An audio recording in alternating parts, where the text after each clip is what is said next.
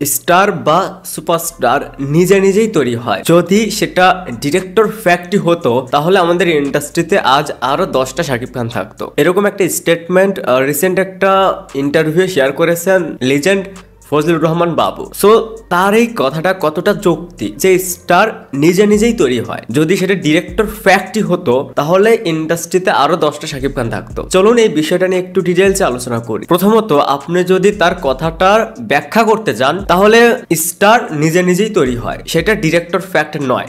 Director fact হলে ইন্ডাস্ট্রিতে আরো 10টা শাকিব খান তৈরি হতো। যদি আপনি এই কথাটা নিয়ে একটু চিন্তা ভাবনা করেন তাহলে আপনার কাছে মনে হবে যে হ্যাঁ তাই তো। যদি ডিরেক্টর ফ্যাক্টই হতো তাহলে ইন্ডাস্ট্রিতে আরো সুপারস্টার থাকতো। দেখেন, এই কথাটার সাথে আমি নিজেও অ্যাগ্রি করি। আজ বলিউডে এত বছর হয়ে গেছে, আরো একটা শাহরুখ খান তৈরি হয়নি, আরো একটা সালমান খান তৈরি হয়নি। বলিউডে এখন যদি আপনি সুপারস্টার খুঁজতে যান তাহলে আপনার মাথায় প্রথম নামটা আসবে রণবীর কাপুর। এছাড়া তার বাইরে তো আরো অনেকেই কাজ করছে, বাট কতজন সুপারস্টার ট্যাগটা পাচ্ছে, কতজন স্টারের ট্যাগটা পাচ্ছে? সে কেন পাচ্ছে? কারণ তার ভিতর সেই ক্যাপাবিলিটি, তার ভিতর সেই নিজস্ব একটা অরা রয়েছে। আপনি শাহরুখ খানের কথা ধরেন, তার একটা নিজস্ব স্টাইল রয়েছে। এই জেনারেশনে, সেটা আমাদের ইন্ডাস্ট্রির কথা বলি, সেটা আপনি বলিউডেই ধরুন, সেটা আপনি ওয়েস্ট বেঙ্গলেও দেখুন, সেইখানে জিৎ দেব ছাড়া এই সময় কোনো সুপারস্টার নেই বা তৈরি হয়নি। এখন বলতে পারেন যে সেই সময়টা আসলে চলে গেছে, যেটাকে আমরা আমাদের ইন্ডাস্ট্রির গোল্ডেন টাইম বলি। সেই সময়টা থেকেই কিন্তু শাকিব খান কাজ করছে। যে সময়টাতে আমাদের এখানে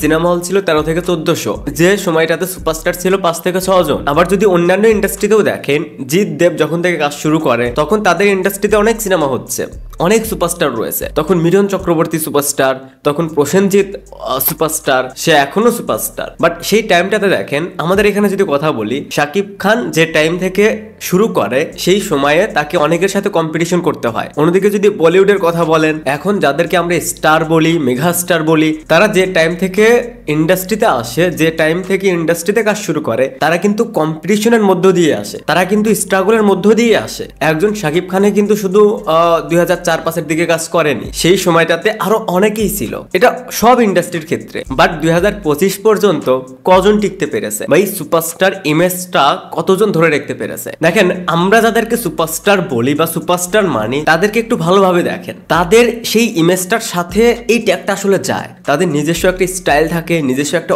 অরা থাকে। যারা ইন্ডাস্ট্রিতে 15 থেকে 20 বছর ধরে কাজ করছে, তাদের শুরুটা কিন্তু এতটা ইজি ছিল না। তাদেরকে অনেক স্ট্রাগল করতে হয়েছে, একটা সিনেমার জন্য 4-5 জনের পিছে দৌড়াতে হয়েছে, এর পরেও তারা কাজ করে গেছে। সো তাদের যে স্ট্রাগলটা, সেটার জন্য তারা আজ 2025-এ এসেও সুপারস্টার। সো এটা শুধু আমাদের ইন্ডাস্ট্রিতে যে হতো এটা কিন্তু নয়, সব ইন্ডাস্ট্রিতে। অনেক সময় বলতে শোনা যায় যে আমি অমুককে বানিয়েছি, অমুক আমার সিনেমার জন্য সুপারস্টার, আমার জন্য তিনি আজ এই পজিশনে। আমার কথা হচ্ছে ডিরেক্টর ফ্যাক্ট। বাট আপনি যখন তাকে আপনার সিনেমাতে কাস্ট করছেন, আপনার সিনেমায় তাকে চান্সটা দিচ্ছেন, আপনি তো আর এমনি এমনি দিচ্ছেন না। আপনার সেই গল্পের সাথে তাকে মানাবে কিনা, সে কতটা অভিনয় করে, তাকে দেখতে কেমন, এসব দেখে কিন্তু আপনি তাকে সিনেমায় নিচ্ছেন। সো আপনি কিন্তু ব্লাইন্ড গেম খেলছেন না যে নতুন একটা ছেলে চালিয়ে দাও। এটা কিন্তু কখনোই হয় না। আপনার গল্পের সাথে, আপনার ক্যারেক্টার সাথে যখন আপনার মনে হয়েছে যে না, এই ছেলেটা করতে পারবে, অভিনয়টা করতে পারে, লুকস ভালো, তখনই আপনি সেই সিনেমায় তাকে চান্সটা দিচ্ছেন। আর সেই নতুন ছেলেটা আপনার পর্যন্ত আসতেও কিন্তু